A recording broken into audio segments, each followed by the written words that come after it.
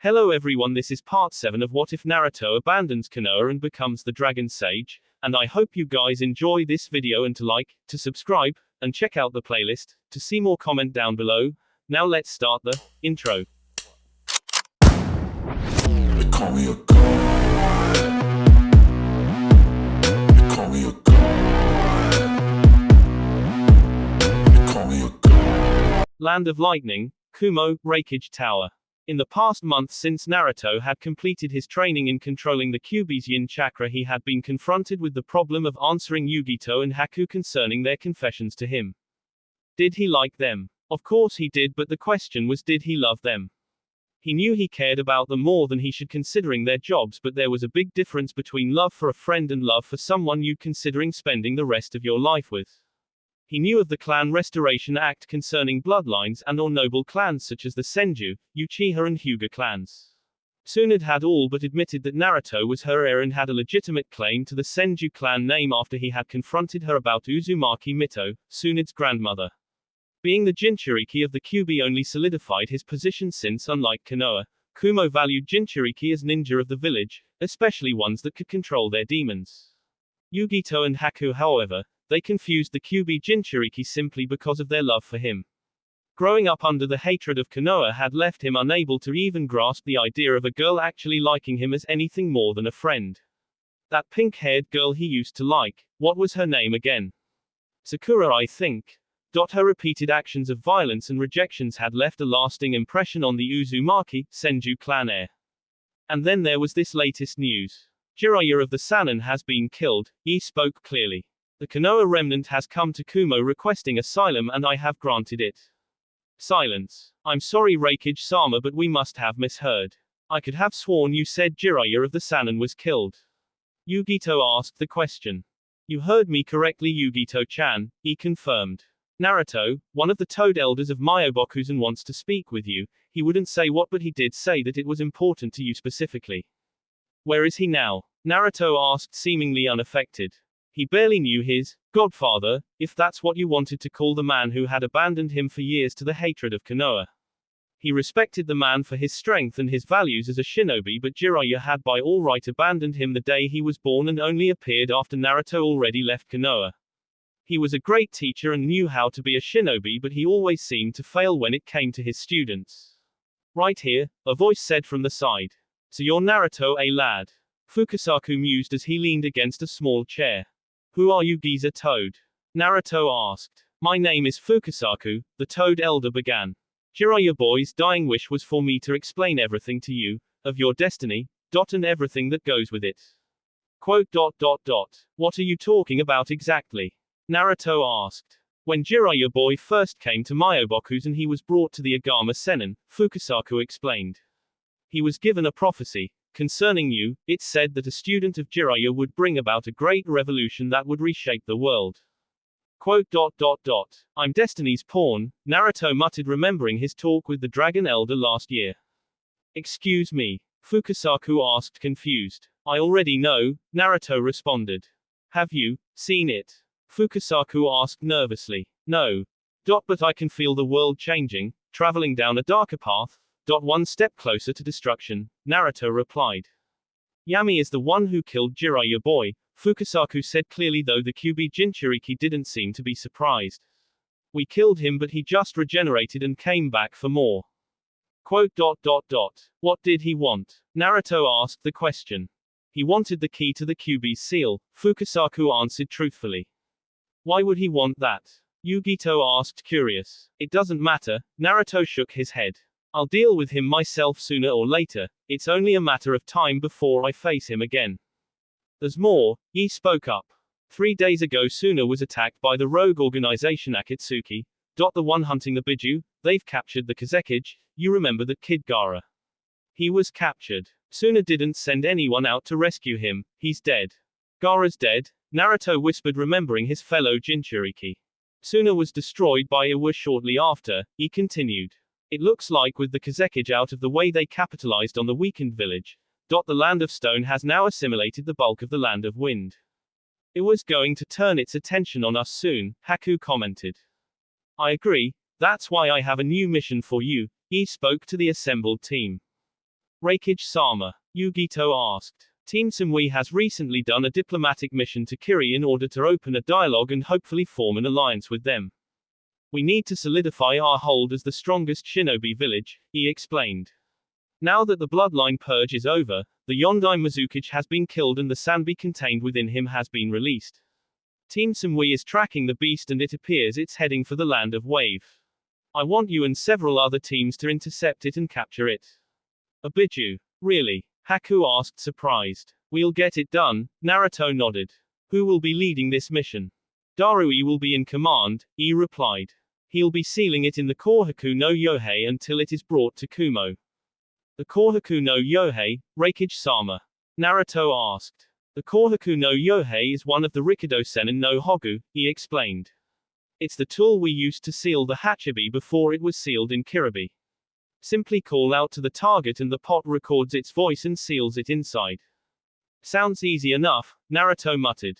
It's easier said than done, Yugito countered. The second air fleet will be going with you to provide air support. Good luck Team B. Land of Rain, Akatsuki headquarters. Sasori, Deodara, Pian started. I want you to meet up with Kakazu and Hidden. They're going to need the help when they move to capture the Nibi. High Leader Sama, the two Akatsuki agents acknowledged. We don't need any help capturing that little bitch, Hidden spoke up indignant. I will hand her over to Jashin Sama personally. It is not the Nibi I am worried about, Pian countered. Her sensei is the Hachibi Jinchuriki and she is often in the company of the Kyubi Jinchuriki. It will not be an easy task to capture her. To confront her would mean you would have to face one of the other two also. Ha! Bring 'em on. I'd like to see them try to kill me, Hidden cackled. You're being a fool Hidden, Kakazu said simply. Even for us it would mean certain death should we face 3 Jinchuriki at once. Not even your god can save you from 3 Biju. Itachi, kiss 'em, you two hunt the Yonbi and the Gobi. They shouldn't give you much trouble, Pian ordered next. It shall be done Leader Sama, Itachi said in monotone. Can I cut off their legs? Kisum asked the question but Pian ignored him. Zetsu, keep an eye on the Sanbi, Pian ordered. Conan and I will deal with the Rokubi. What about the Nanabi? Conan was the one who asked. We will deal with her and that shadow later, Pian replied unconcerned.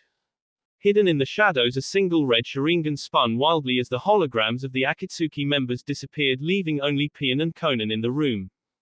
That's right, soon my Moon Eye plan will be complete, nothing can stop it now, the figure, Uchiha Madara chuckled darkly. If only things would always go to plan. Land of Lightning, Kumo Airship Arashi. Kumo's second air fleet consisted of over 18 airships with dozens of ninja aboard them including the Arashi which was Team B's personal form of transport. When the first fleet had started being deployed on missions, namely escort and bodyguard missions, other nations began to take notice of Kumo's new toys. Iwa in particular had been trying to duplicate the technology without success and they knew they couldn't directly challenge the strongest shinobi village until they found some way to counter any kind of retaliatory strike with those airships. If any other nation were to attack Kumo they would simply be bombed from the sky and there was nothing that could be done about it short of a village-sized chakra barrier and even that would require the power of a Biju to maintain for any length of time. Naruto stepped onto the command deck of the airship and spotted his two teammates, love interests. Yugito was lying down on the nearby couch and Haku was standing at the controls. The other teams that were on the airship with them were down below on the lower deck getting ready for the drop. The airship's main pilot, she was catching some rack time while Haku flew the craft towards their destination. Hey, can I talk to you two for a second? Naruto asked his two teammates, catching their attention. We haven't really spoken since we were on that turtle island so I wanted to tell you now just in case something happens on this mission. What is it Naruto-kun? Haku asked him. I love you both, no matter what happens I want you two to know that, Naruto said with a smile. Quote. Idiot, Yugito smiled back. We already know. You didn't have to say it. Speak for yourself, Haku giggled. Quote. I should have answered you both weeks ago, Naruto said finally. I'm sorry I took so long. Well, when it comes to you we've grown accustomed to waiting for you to sort things out, Yugito commented. What's that supposed to mean? Naruto blinked. Nothing at all. Land of Wave, Kumo Airship Arashi. We're closing in on the drop zone now, Shi's voice said through the speakers. Alright people, you heard him, Darui spoke in his normal lazy tone. I know it's kind of dull but I want everyone ready to jump right now. Yugito. Haku. Naruto asked over his shoulder. The Kohaku no Yohei is secure, Yugito responded. We're ready to go, Haku nodded. Over the drop zone in 5, 4, 3, 2, 1, she said reported. Where's my one-liner? Naruto quipped before he jumped out the now open hatch and out into the sea of clouds. Idiot, Yugito sighed with a smirk and soon followed after him. Those two never change, Haku giggled and jumped a second later. Naruto fell past the clouds in a matter of seconds with that same grin on his face as when he first jumped. A small number of birds passed near him as he continued to descend towards the rapidly approaching ground. He quickly drew a familiar three-pronged kunai and hurled it at the ground. Hiraishin no jutsu, he whispered and vanished just as he was about to hit the ground. He reappeared instantly crouching on the ground where the kunai had struck with the grin still on his face. He turned as he stood and saw Yugito slowly descend next to him with her fire-manipulated boots keeping her airborne. Haku was right behind her, standing on a floating board-like sheet of ice. Still as reckless as ever, you idiot, Yugito commented. That's always fun, Naruto grinned back. We appear to have landed on the southern side of the island, Haku spoke up. We should regroup with the others at the northern beach and contact Darui Taicho. She's right, Naruto nodded, now serious again. Yugito, can you sense anything? Quote. I can feel the Sanbi, at least I think it's the Sanbi, Yugito replied confused. It's like it's moving around, like its chakra is changing. Any idea what it means? Naruto asked her. Quote. I think it's using the water to hide its presence, Yugito answered honestly. Let's report to Darui Taicho, Naruto said. Sorry to disappoint you but you're coming with us, a voice from above caught their attention. The three Kumo nins were barely able to get out of the way when Deidara dropped a volley of clay bombs on their location. What the hell? Naruto shouted in surprise. They're Akatsuki, Haku declared. Great, what do you freaks want with us? Yugito questioned angrily. And how the hell did you evade my senses? We want the demons, Sasori chuckled darkly as he dropped down into the clearing. Surrender and we will make your deaths as quick and as painless as possible. Not the most enticing offer, so, no thanks, Naruto shot back. Naruto-kun, Yugito-chan and I will deal with these two. They've probably sent others to capture the Sanbi too, Haku spoke up. You sure? Naruto asked the girls. We've got this, Yugito waved him away. Alright, good luck, Naruto said before he took off into the trees. It doesn't matter, Deidara shrugged. The zombie brothers should be more than enough to deal with that demon filth, We'll see, Yugito scoffed as lightning coursed over her body. Darui was one of the first to reach the rendezvous point at the northern beach of the island nation along with several others. They immediately started setting up a camp and the senses in the group were monitoring the activity in the area. It would only be a matter of time before they located their target and capture it. Any word from Team B? Darui questioned. Nothing yet, Sumui shook her head. Teams B, H and R seem to have landed further south than we did. It doesn't matter, Darui sighed. How dull, they'll be here soon. What about the Sanbi? We've tracked it to about a mile off the shore, Sumui replied. It's just sitting there, like it's waiting for something. Quote. I wonder what it's waiting for, Darui mused. Maybe it's waiting for us, a voice said from behind him. Darui turned quickly in surprise as black threads grabbed him and his attacker slashed across his chest where his heart was. Archoi came in from the side and cut the threads as Sumui grabbed Darui and jumped away. The attacker wore a black cloak with red clouds emblazoned on it and a Takagakure no Sato Hitai. Who are you? Archoi questioned as he settled into a guarding stance. Kakazu, the attacker responded unconcerned. And you've let your guard down, he commented as another man wearing the same cloak appeared behind him with a three-bladed scythe in hand. Archoi, watch out, Sumui shouted to her brother. What? Archoi turned but it was already too late. A single cut from the scythe drew blood and the newcomer backed off laughing. I am hidden, the laughing man introduced. Jashin Sama. Behold, I give myself, body and soul, to the carnage that is to come. In your name, I will rip their insides out and shred their entrails. he declared as he smeared blood on the ground, creating a circle with a triangle in it.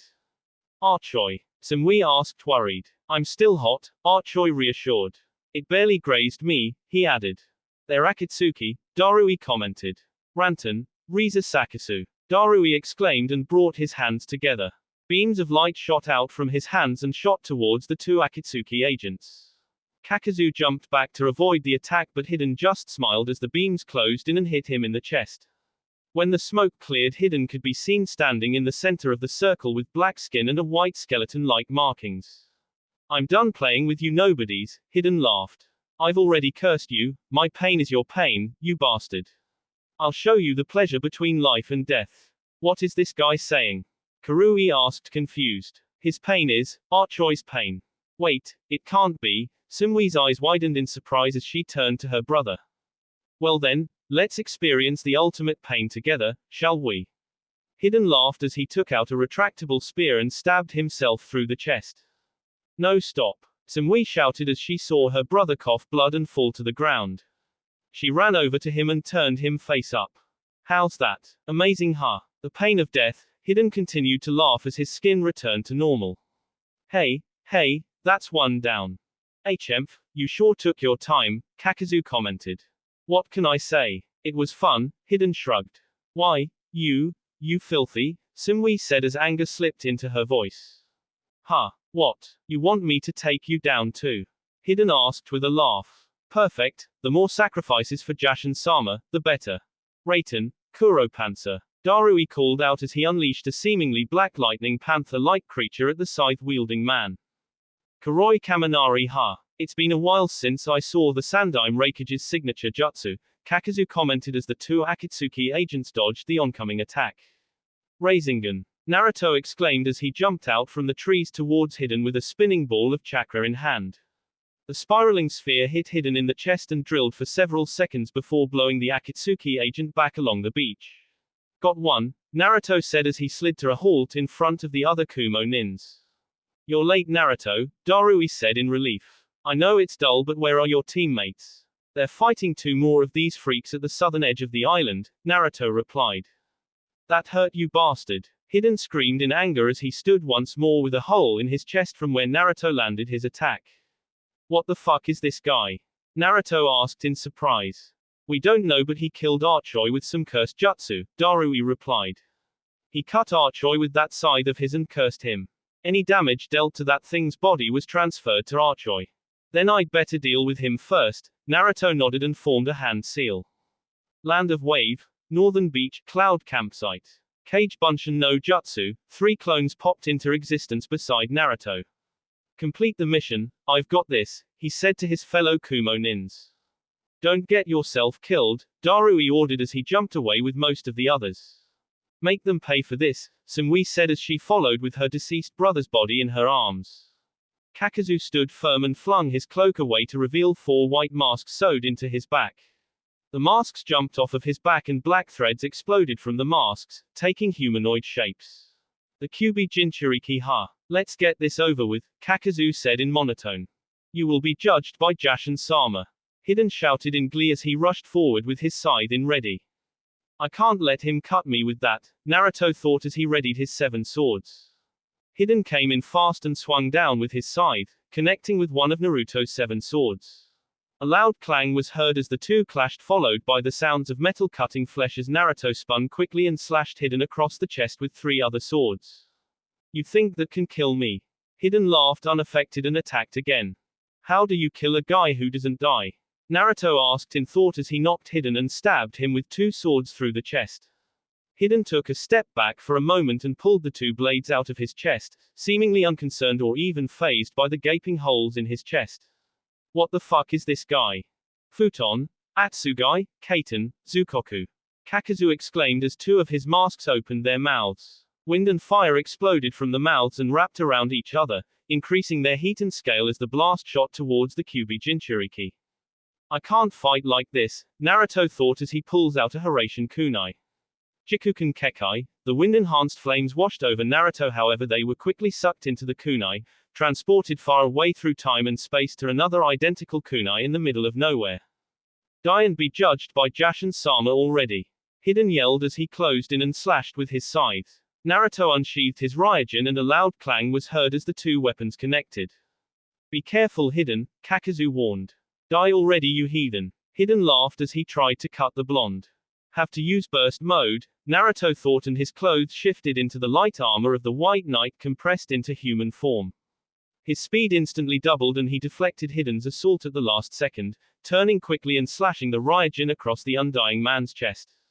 Hiden hit the ground a few feet away with a rolling thud and a look of loathing on his face. You'll pay for that, demon filth. Hiden shouted in anger as he stood once more.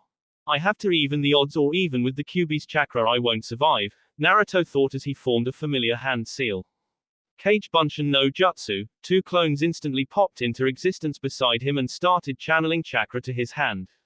A bell-like screech filled the air as the chakra condensed and spun to create a large chakra shuriken with what looked like a Rasengan in the center. Hiden, don't let yourself be hit by that, Kakazu warned. Even for us, contact with a jutsu like that would mean certain death. Like I can die, Hiden sneered and launched himself forward. Futon, Raisin Shuriken. Naruto exclaimed and hurled the chakra shuriken towards the approaching Hiden. Hiden tried to dodge, but the chakra shuriken expanded at the last second, catching him by the midsection and tearing him apart. The central Rasengan expanded also and consumed Hiden's frame as it literally destroyed all trace of the unfortunate Akatsuki agent. An echoing explosion of wind from the tornado-like vortex signified the end of Hiden and a sigh of relief from Naruto. Stupid Hiden, getting himself killed like that. Kakazu shook his head in disappointment.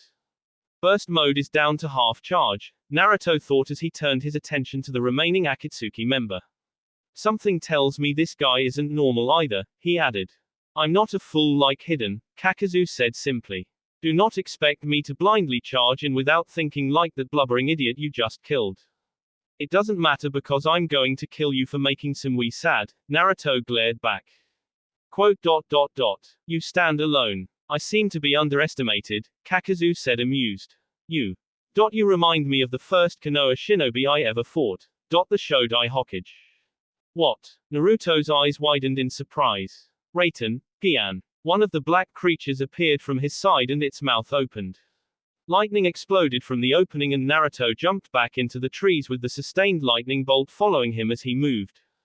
I can't let my guard down around this guy, Naruto thought as he made a mad dash up one of the large trees. Kaiten, Zukoku. A barrage of small fireballs from another of the black creatures shot at him and exploded along the tree behind him. Damn it. It's like fighting 5 guys at once, Naruto thought as he evaded the barrage. Enough of this, Naruto growled out and formed a set of hand seals as he watched the nearest black creature, the water one if he wasn't mistaken, close in on him. Futon, Kazuyuden no Jutsu. He thrust his fist out and a dragon of wind exploded out towards the flying webbed creature. The water-masked creature was hit dead on and the wind tore it apart upon contact. Damn it, my burst mode is depleted, he thought as his armor retracted and he landed on the side of another tree.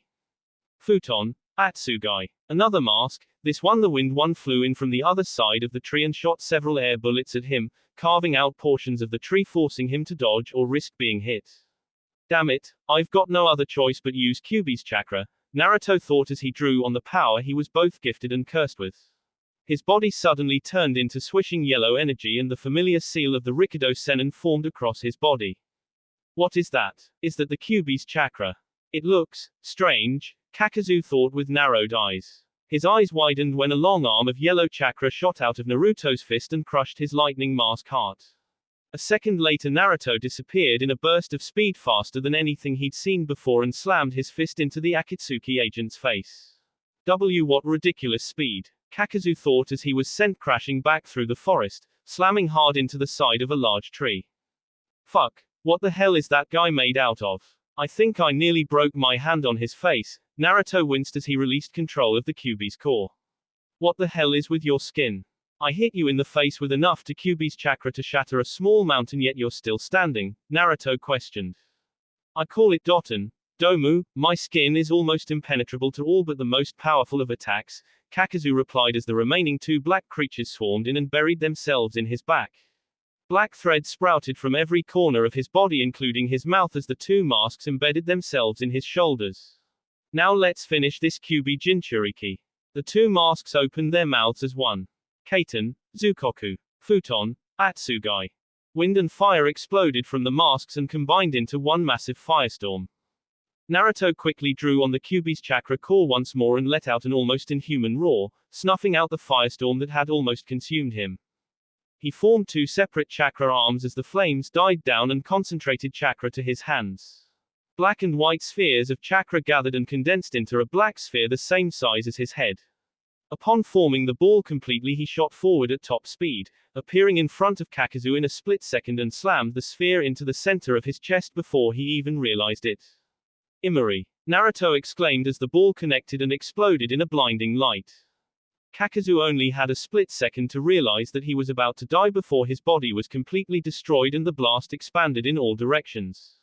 Naruto himself was blown free of the blast as the trees and the earth shifted from the forces unleashed upon the island nation. All across the island everyone felt the ground shake and the horizon light up.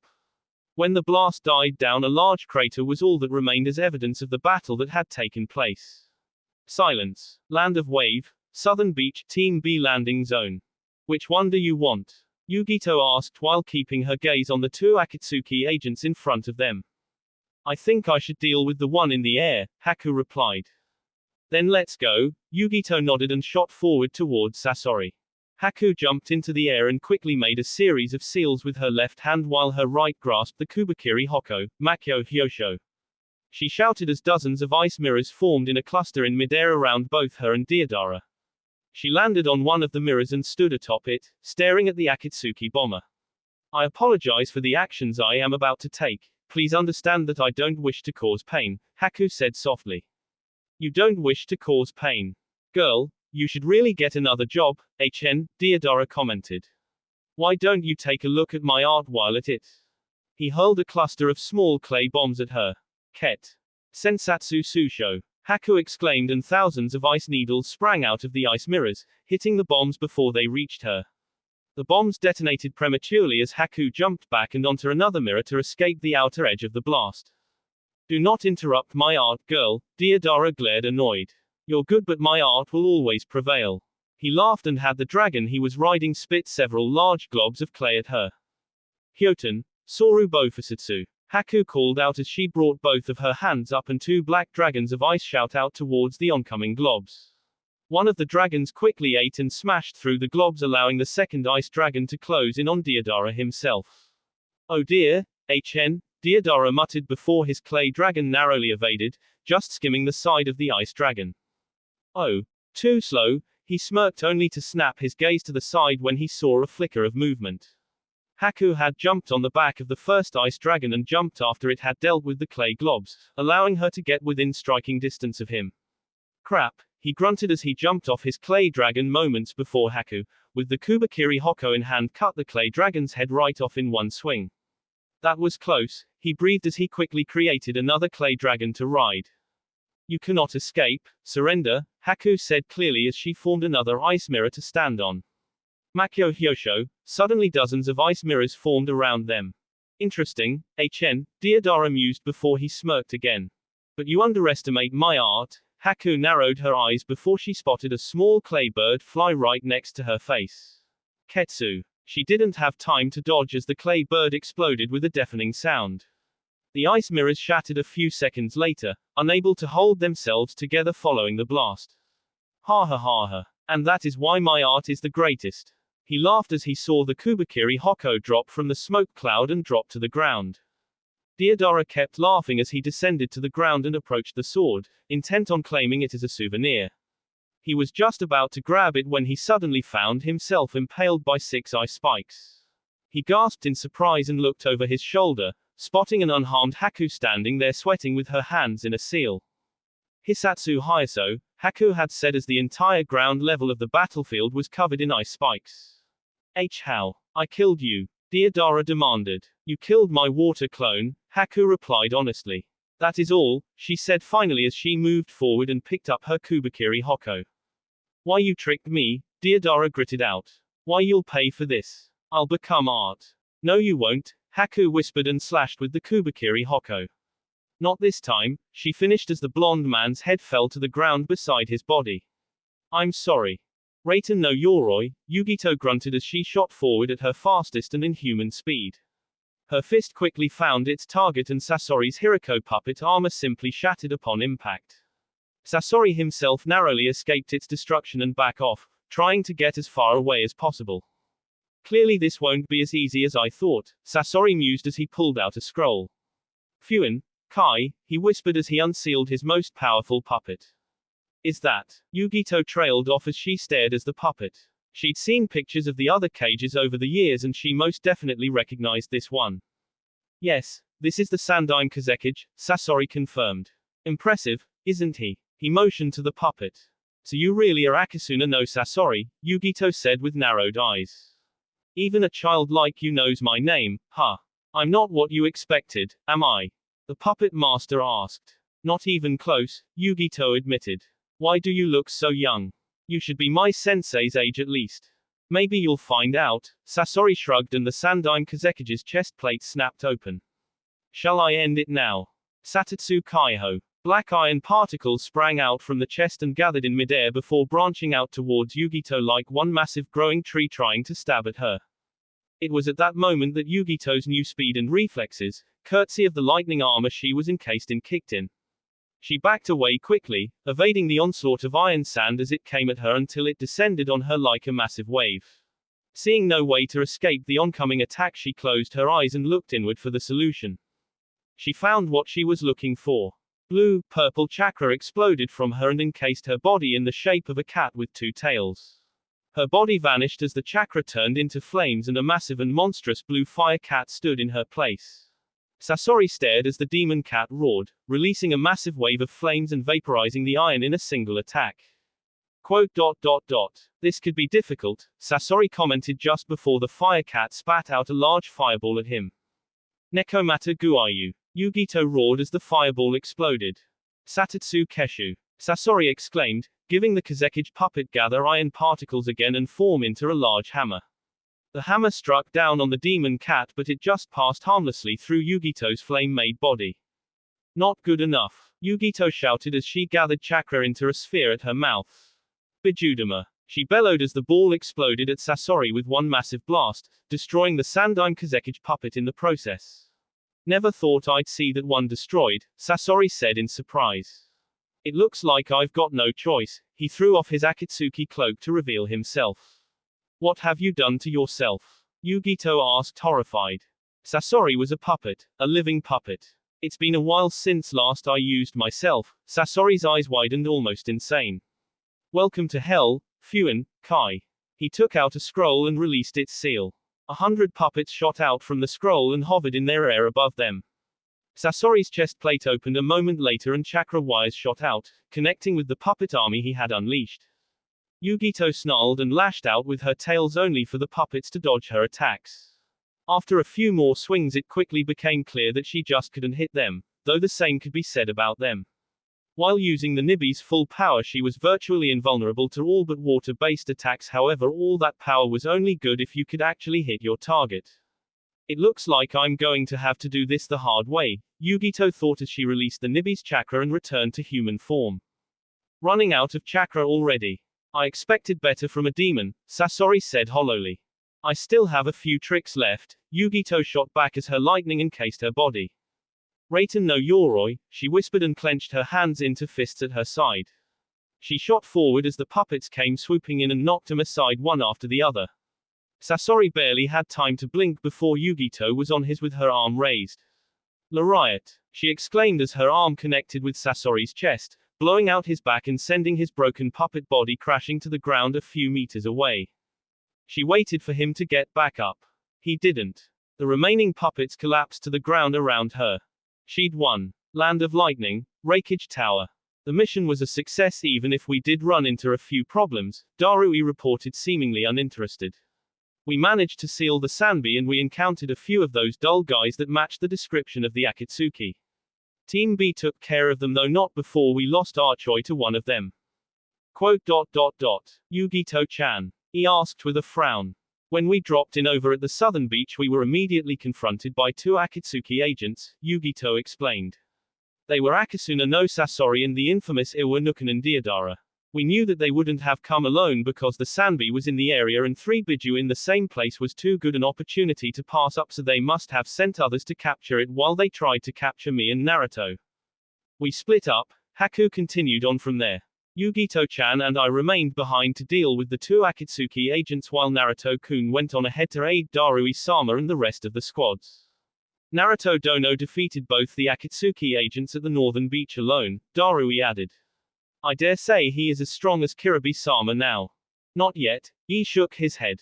Not until he completely tames the Kyuubi within him. Unlike Kiribi and Yugito-chan, he is not on friendly terms with his Biju. Either way, he defeated them both, Darui shrugged. I'm still having trouble believing that, Yugito thought. I know Naruto is strong and the Kyuubi is the most powerful of the Biju, but I was evenly matched with that bastard Sasori.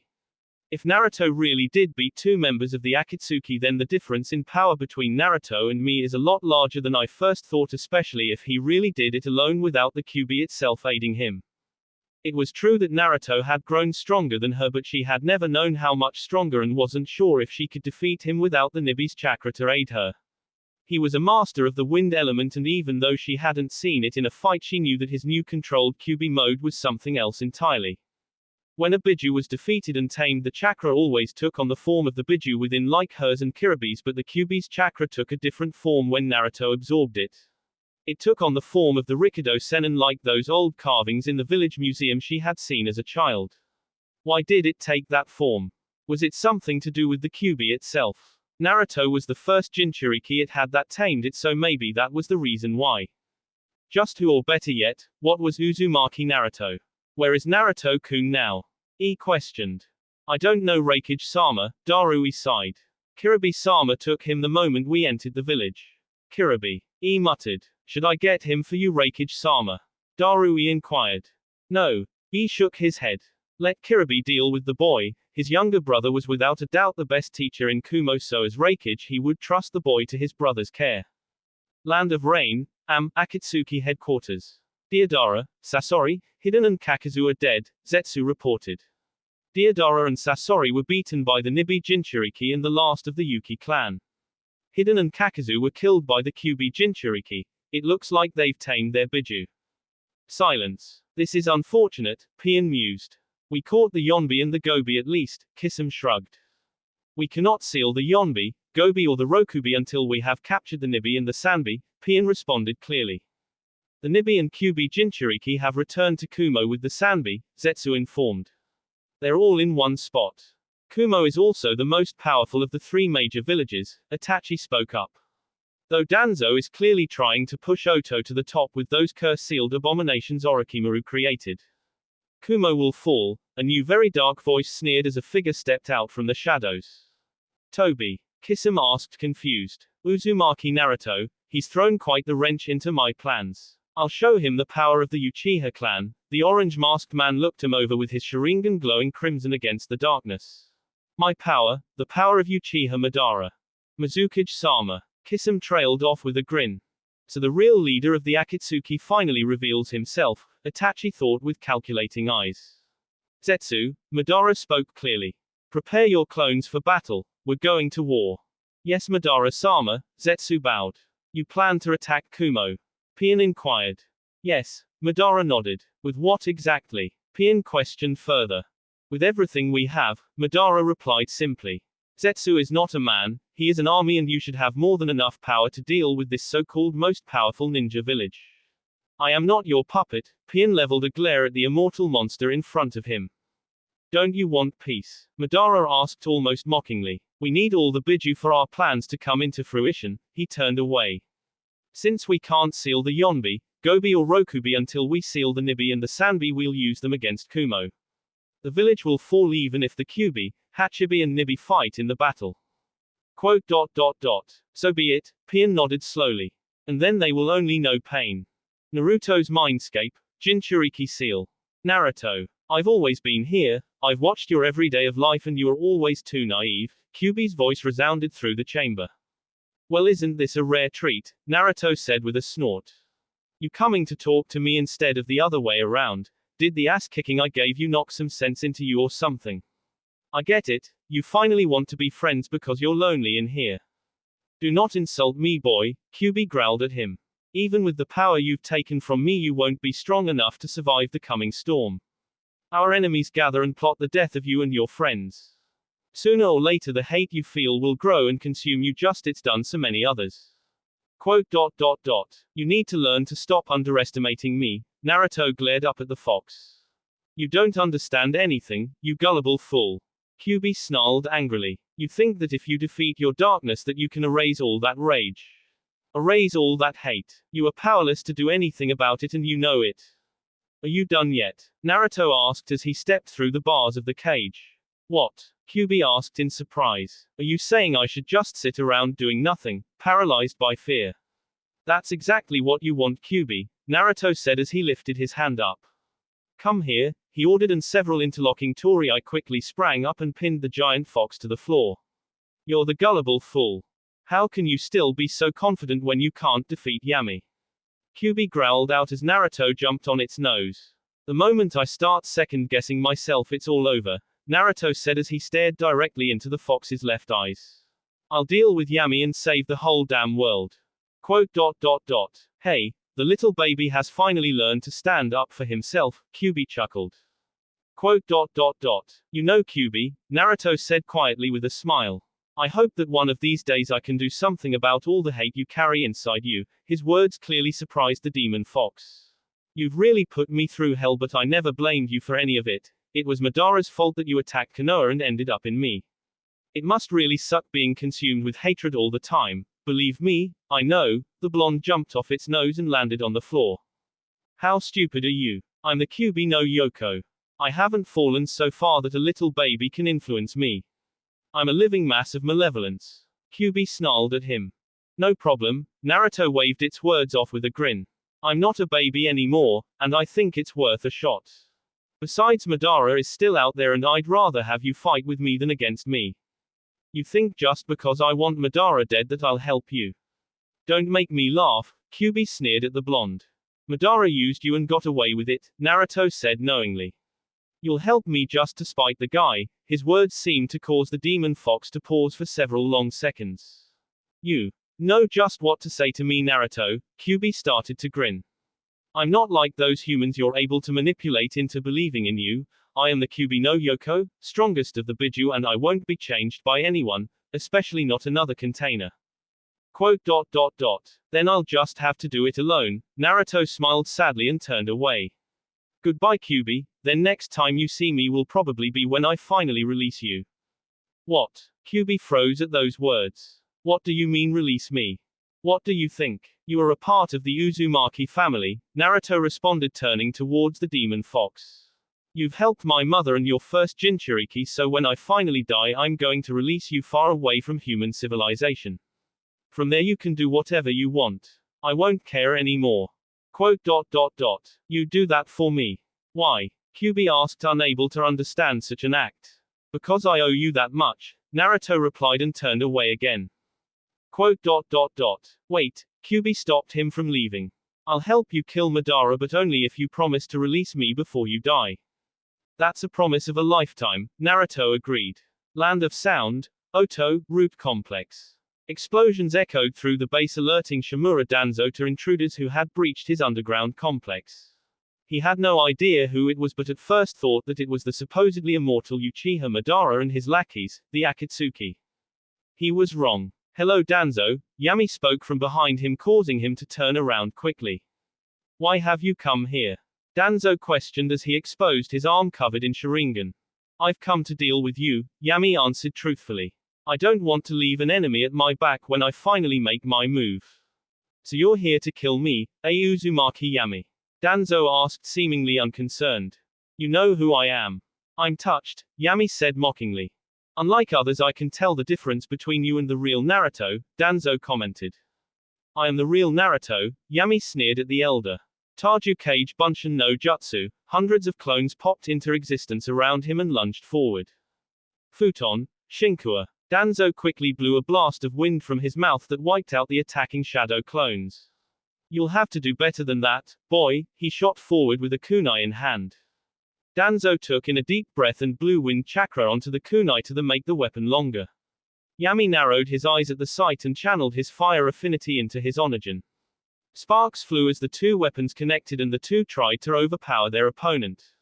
Suddenly Yami felt something pierce his chest and looked down only to find that Danzo had somehow managed to stab him with that same wind kunai before he even felt him pull away from where their blades were locked. How? Yami coughed up blood as he backed away. There is no way he could have hit me, and that definitely wasn't a genjutsu, so what the hell did he use? You participated in the destruction of Konoha and thus your continued existence cannot be allowed, Danzo declared. That old fool Sarutobi should have either had you killed or turned over to me and saved us all a lot of grief. The old man. Yami gasped out as he fell to one knee. Look at him, Sarutobi, Minato, Kushina, Danzo spoke to the heavens. He is your ultimate mistake. A mistake I will now correct. Shut your mouth. Yami snarled as his eyes changed to their atom-shaped Mangekyo Sharingan. Amaterasu. Black flames engulfed Danzo's body and he was incinerated instantly. Impressive, an unharmed Danzo spoke from behind him. Most impressive, Yami turned as Danzo thrust a kunai at the boy. Susanoo. Yami called out as he was encased in spiritual ribs glowing purple. This is Susanoo, Danzo mused as he backed off. Futon, Shinku Taegyoku. He inhaled and then blew out a large ball of wind at the shadow Jinchuriki. Yami saw it coming however and formed the rest of the spiritual Yamabushi around his body just as the wind sphere exploded. The whole complex shook as the explosion blew a hole up and out into the forest on the surface. Danzo landed on the soft grass as Yami appeared behind him with his fist encased in lightning and thrust forward. Chidori. Yami exclaimed as he impaled the elderly ninja through the back. That has to kill you, he breathed out only to feel Danzo's body disappeared. What? He turned as an unharmed Danzo appeared behind him and in one swift motion sliced Yami's head clean off of his shoulders.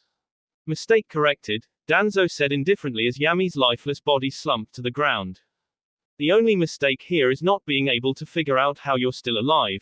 Yami's head spoke up before it and his body disintegrated and then reformed into one once more. I can keep this up all day now that I have the Kyuubi's chakra within me. So it would appear, Danzo said seemingly unconcerned and removed the bandages around his right eye. There was another Sharingan in his right eye socket, but unlike the others this one was blood red with a black shuriken-shaped pupil. That's a Mangekyo Sharingan. Yami stared in shock the revealed eye. Where the hell did you get that? It doesn't matter, Danzo narrowed his eyes and his Mangekyo Sharingan spun. Kotoa Matsukami. Stay dead. Stay dead. Stay dead. Stay dead. Stay dead. Stop it. Yami shouted as he clutched his head and his onogen began to pulse. Crusader. His body was consumed in light. That's Danzo thought as the light died down to reveal the Black Knight with a pair of black feathery wings and enlarged onogen in its right hand. So this is one of the Rikido Sennin's knights in its unleashed form. Kaiten, Hien. Yami extended his wings and gathered fire chakra around the onogen in his hands. He thrust out, sending a large blast of flames forward that burned everything it touches into ash in an instant. When the blast died down, Danzo could be seen standing amongst the flames unharmed, though something caught the shadow Jinchuriki's attention. 5 of Danzo's Sharingan on his arm were closed, leaving only 5 still open, not including the one in his Mangekyo Sharingan. Before he could think on this, Danzo bit his thumb and quickly formed a set of hand seals. Kuchio's no Jutsu. Danzo exclaimed as he slapped his palm on the ground and in a puff of smoke a large Baku appeared. Its nose blew, making a loud noise that echoed throughout the destroyed forest, and Yami frowned at this sudden development. The Baku opened its mouth and immediately started sucking in air with such power that Yami had to channel chakra to his feet in order to not be pulled in. After a few seconds he looked over at where Danzo was a moment ago but found his spot vacant. Futon, Shinku Renpa. Danzo exclaimed from behind him and he was suddenly blown off of the ground by a powerful blast of air. Yami gritted his teeth behind his helmet and tried using his wings to compensate for the vacuum. It wasn't getting him anywhere, he realized, and quickly pulled his wings in to cover himself. Flames encased his wings and he spun as fast as he could, creating a spinning tornado of fire which washed over the Baku and forced it to return to its own realm. Kaiten, Daishunetsu no Jutsu, Yami whispered softly as the flames died down and he turned to Danzo. He sighed as the armor around him retracted and he returned to his human form with the regular onogen clutched in his right hand. You can't outrun, you can't kill me, and you know you can't beat me. Those Sharingan you have keep closing the longer this fight goes on, so I bet that they're the source of your power and the only reason you've survived this long against me. Danzo cast a look down at his arm and saw that only 2 were left along with his Mangekyo Sharingan. So you figured it out? Clever boy, but I'm not finished yet, he said, staring intently. You can't control my mind now, you old bastard. Yami shouted as crimson chakra exploded from his body. It wrapped around him, shredded his skin and released a series of large but weak shockwaves in all directions. When the light died down, he couldn't be seen beneath the condensed red chakra shroud with 6 tails and what seemed like bones sticking out from the main body. The power of the Kyuubi, Danzo mused with a frown. Interesting, but irrelevant. For the world I must kill you and put an end to your senseless destruction. Try it, Yami growled and disappeared in a burst of speed. He reappeared to Danzo's side and slashed him across the face, flattening a good mile of earth around him as he did so and destroying the old shinobi. Again Danzo reappeared unharmed and quickly thrust out with his right arm, sending several columns of wood of all things at the Crimson Fox. Yami snarled as the wooden columns changed into straps and restrained him. He recognized this power. How could he not after seeing the Kyuubi's memories of his battle with Senju Hashirama at the Valley of the End decades ago? You're not getting me that easily. Yami roared as he released dozens of blue and red ball of Yuki into the air around him. Danzo narrowed his eyes with a frown as the Yuki spheres gathered into a single black ball and then compressed to the size of a peanut. Imari. The black ball exploded in a blinding light, releasing an expanding sphere of destruction 10 miles wide. When the blast died down, Yami, now in human form, once again collapsed to the ground in the center of the 10-mile-wide crater he had just created. You'd better be dead after that, you bastard. Not quite, Danzo responded as he stepped out of the smoke unharmed. I told you, Yami breathed out. I can keep this up all day. I have no doubt of that, Danzo nodded. However, I can seal you away forever. And how do you plan to? Yami started only to freeze in place. Seals started to spread across his body, forcing him to remain still no matter how much he tried to move. What did you do to me? You're an Uzumaki, you figure it out, Danzo responded unconcerned as he approached. The Uzumaki clan. Yami glared hatefully at the elderly shinobi. They were wiped out because Konoha refused to help them when Iwa and Kiri launched the attack on Azushio. We helped you during the First and Second Wars, and how did you repay us? You left us all out to die because you didn't think we were worth helping.